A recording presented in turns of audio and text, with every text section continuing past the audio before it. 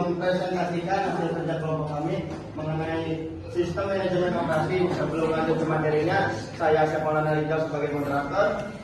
Saya Pemain Gunawan. Saya Murajanya. Saya Nurlandia. Saya Siva Mama. Saya Diana Rafiya.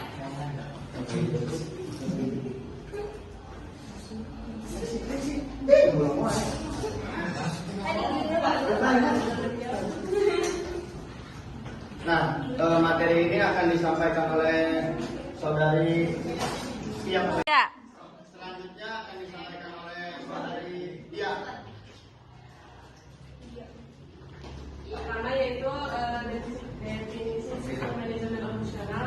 Manajemen operasional yaitu mengelola proses transformasi yang menghasilkan produk, barang dan jasa. Perubahan pada lingkungan seringkali memerlukan perubahan pada sistem operasi.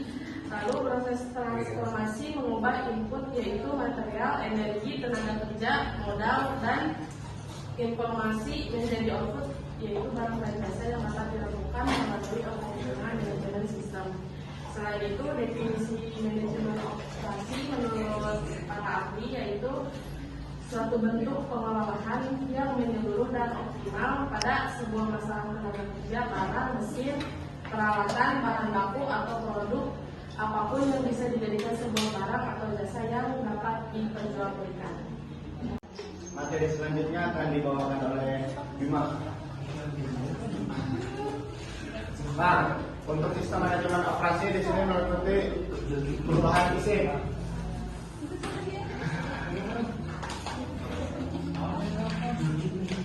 Ada proses pemindahan, proses penyimpanan, proses peminjam dan inspeksi. Kemudian sistem ekonomi mengubah input dan output. Ini berdasarkan input yang ada yaitu sumber daya manusia,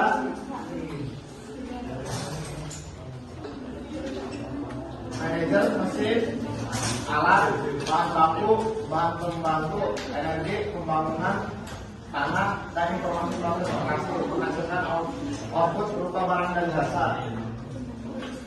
Kemudian sistem operasi bekerja berdasarkan partisipasi pelanggan, yaitu pelanggan tidak hanya sekedar memakai atau membutuhkan output, tetapi itu aktif berperan dalam menghasilkan barang dan jasa.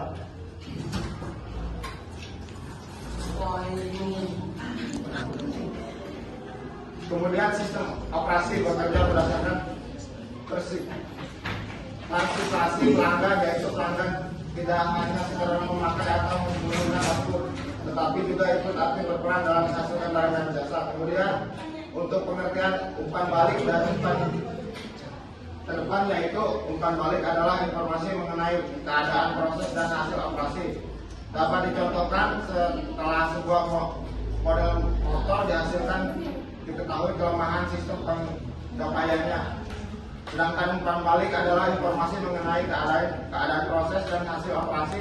Misalnya setelah sebuah model motor dihasilkan, diketahui kelemahannya, sistem penggapaiannya.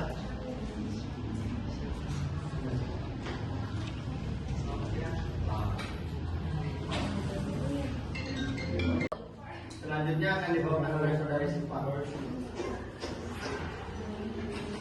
Jadi saya akan menjelaskan tentang hubungan bisnis corporation dan manufacturing. Bisnis adalah keseluruhan unit usaha yang mengelola sumber ekonomi yang menyediakan barang dan jasa bagi masyarakat dengan tujuan untuk memperoleh laba dan memuaskan kebutuhan masyarakat. Corporation adalah unit usaha yang merupakan bagian dari bisnis secara keseluruhan dengan tujuan menyediakan barang dan jasa bagi kebutuhan konsumen untuk memperoleh laba yang dikehendaki.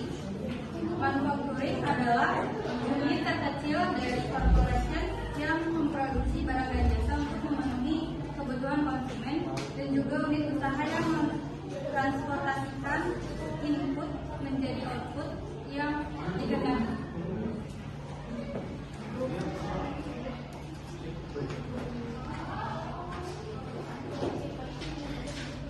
Selanjutnya akan disampaikan oleh saya sendiri. Di sini ada sasaran yang ingin dicapai. Terus data secara bisnis, tumbuh, berkembang, dan berlimpaan. Dan selanjutnya ada perusahaan, ada profit sama continued improvement. Sebelumnya tahu belum arti kata profit? Oh, ya. Jadi profit itu kayak semacam keuntungan lah, feedback ke kita. Dan continued improvement itu mana sih?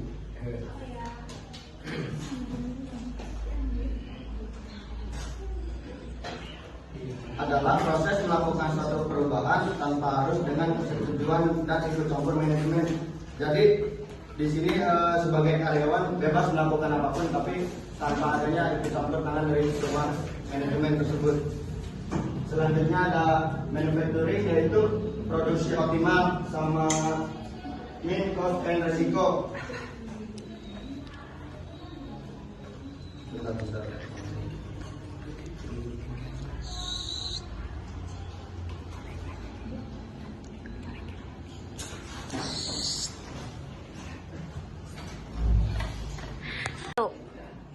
Nah, jadi cost and resiko ini sebetulnya cost of risk atau biaya risiko adalah biaya untuk membayar klaim.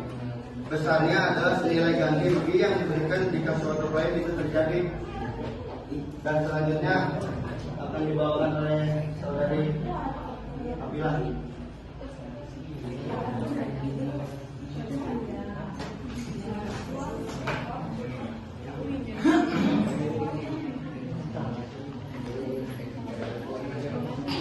Kehidupan sehari-hari memungkinkan kita untuk mengambil sebuah keputusan. Tidak terkecuali di dalam sebuah perusahaan itu, di mana proses pengambilan keputusan dapat menentukan kemajuan atau bahkan kemunduran. Kemampuan pengambilan keputusan adalah salah satu komponen yang harus dimiliki oleh seorang manajer. Dari proses perencanaan, pengambilan keputusan memainkan peran penting di mana manajer biasanya akan memutuskan banyak hal mengenai hal apa saja yang akan dicapai, proses apa saja yang harus digunakan, dan siapa saja yang menjadi penanggung jawab terhadap hal yang akan dikerjakan. Dalam prosesnya, pengambilan keputusan berfungsi untuk menyediakan kesatuan dari sebuah aksi di mana akan memutuskan bagaimana standar kerja bisa diterapkan, bagaimana masalah dapat diperbaiki, bagaimana instruksi bisa diterapkan, dan masih banyak hal yang lainnya. Pada akhirnya, proses tersebut dapat membuat perusahaan memiliki performa yang sukses. Nah, berikut adalah langkah-langkah proses pembuatan keputusan operasi perusahaan. Yang pertama itu pemahaman. Tentunya seorang manajer itu harus memahami dulu masalah-masalah yang sedang dihadapi dan juga peka terhadap masalah-masalah tersebut. Selanjutnya, setelah memahami seorang manajer itu, setelah memahami masalah-masalahnya, lalu manajer itu mengumpulkan data-data atau analisa data yang relevan. Manajer juga selain mengumpulkan data-data yang diperlukan untuk mengambil keputusan itu, langkah ketiga adalah pengembangan alternatif. Dalam pengembangan alternatif ini, seorang manajer memungkinkan menolak kecenderungan untuk mengambil keputusan terlalu cepat. Karena kan seorang manajer itu maksudnya akan mengumpulkan data-data, mengumpulkan data yang relevan gitu, untuk mencapai keputusan yang efektif.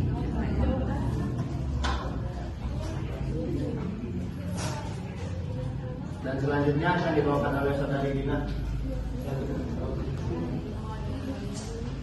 Selanjutnya yang keempat yaitu evaluasi alternatif. Setelah manajer mengeluarkan alternatif, mereka harus mengevaluasinya untuk menilai efektivitas yang alternatif. Evaluasi alternatif dilakukan dengan mempertimbangkan kriteria yang telah ditetapkan sebelumnya dan membandingkan setiap alternatif berdasarkan kriteria tersebut. Selanjutnya yang kelima yaitu pemilihan alternatif terbaik. Tahapan kelima ini pembuatan keputusan. Hasil evaluasi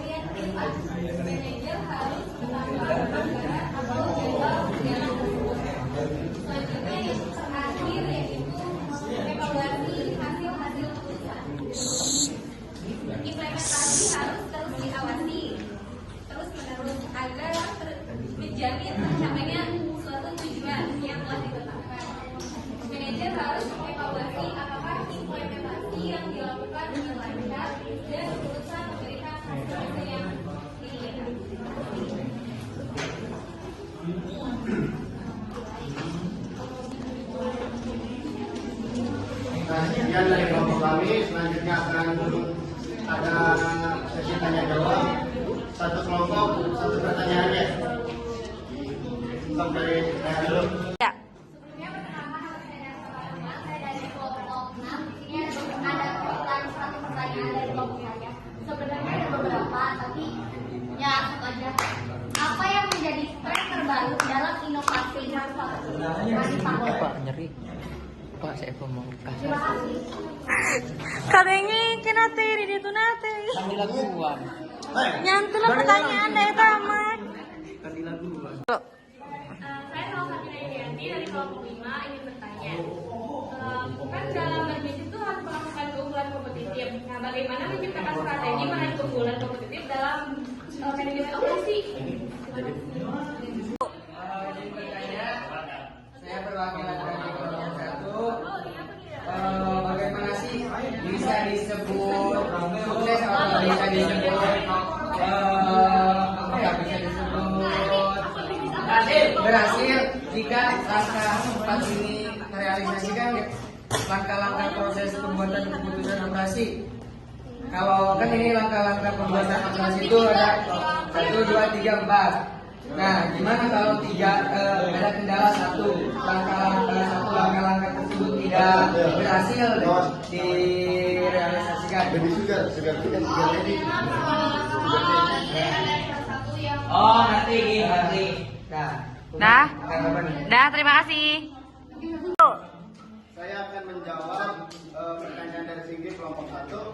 Pertanyaannya di sini bagaimana jika salah satu dari langkah pengambilan keputusan yang terjadi dijelaskan tidak terrealisasikan. Di sini ada salah satu langkah dalam proses pengambilan keputusan tidak terrealisasikan, itu bisa memiliki konsekuensi yang signifikan tergantung pada langkah yang terpengaruh dan tingkat pentingnya dalam pengambilan keputusan. Ini dapat mempengaruhi pada berbagai hasil. Di sini ada beberapa contoh hasil dari tersebut, yaitu nomor 1 keputusan yang buruk, nomor 2 tertunda atau tidak ada keputusan, nomor 3 kegagalan implementasi, nomor 4 pengulangan langkah-langkah, dan udah.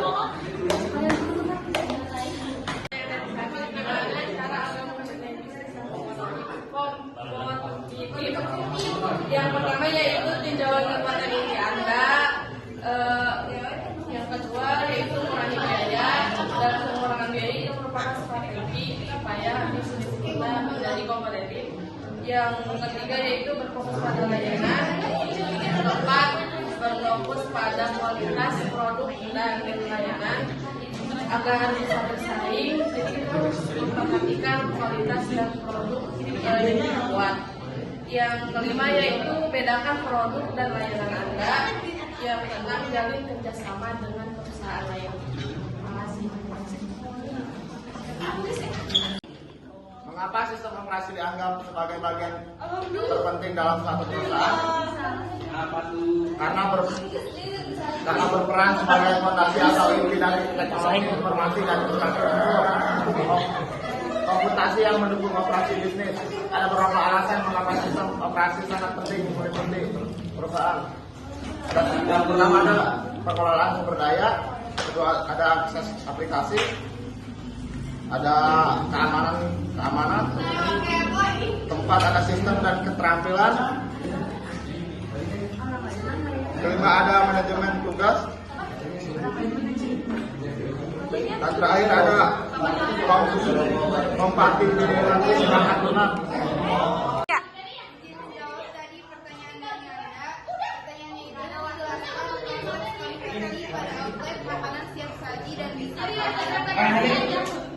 Nah, kalau kita diskusi tadi yang kita dapatkan itu dari proses konversi pada outlet makanan siap saji dan wisata dapat berbeda-beda tergantung pada jenis bisnis dan tujuan yang ingin dicapai. Namun secara umum konversi pada outlet makanan siap saji dan wisata mengikuti beberapa tahapan, yaitu ada perencanaan, pengisian, pelaksanaan,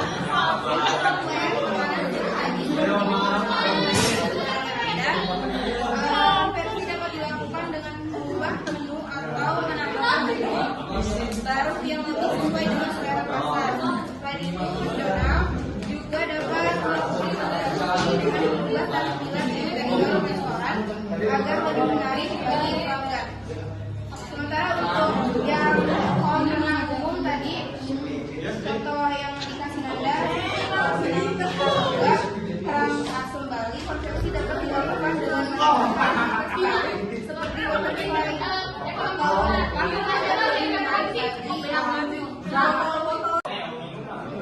Saya akan menjawab pertanyaan dari Nelsa Fatima kelompok 6. Pertanyaannya yaitu apa yang menjadi tren terbaru dalam inovasi manufaktur.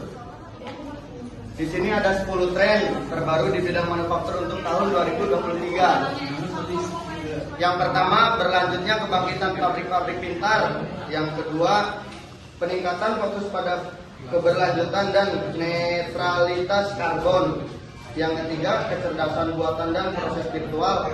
Yang keempat, pemeliharaan berbasis data sebagai penambah margin. Yang kelima, penilaian ulang rantai pasokan. Dan yang keenam, mengubah fokus dari B2B ke B2C. Nomor 7, pentingnya dan kelanggengan restoring. Kedelapan, keselamatan dan kesehatan karyawan. Kesembilan, kesehatan kredit. Dan yang terakhir, memenuhi peningkatan permintaan dengan berkurangnya angkatan kerja. Gimana, cukup? Ini ngambilnya 10 contoh. Cukup.